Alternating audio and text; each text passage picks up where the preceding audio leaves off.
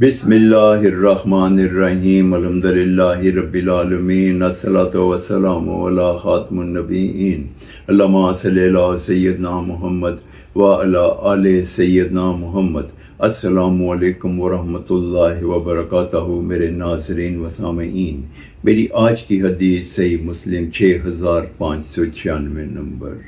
ام المومنین حضرت عائشہ صدیقہ رضی اللہ تعالی عنہا سے مروی ہے کہ امام المرسلین خاتم النبیین رحمت للعالمین حضرت محمد صلی اللہ علیہ وآلہ وسلم نے ارشاد فرمایا کہ قیامت کے روز سب سے برا وہ شخص ہوگا جو بد زبان اور فحش گو ہوگا۔ وہ لوگ اس کی بد زبانی اور فحش گوئی کی وجہ سے یا تو اسے چھوڑ دیں گے یا اس سے بالکل ہی چھوڑ دیں گے۔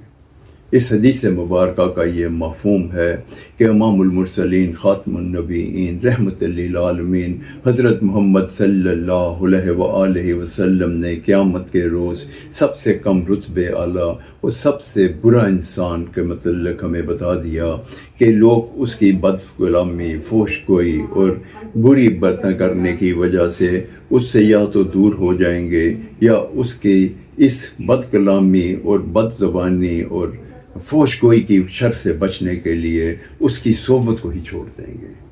اللہ تعالیٰ سے میں دعا گو کہ اللہ تعالیٰ ہمیں حق سچ بات کرنے کی توفیق عطا فرمائے، اللہ اور اس کے رسول کے حکم کے مطابق گفتگو کرنے کی توفیق عطا فرمائے، آمین یا رب العالمین۔ السلام علیکم ورحمۃ اللہ وبرکاتہ۔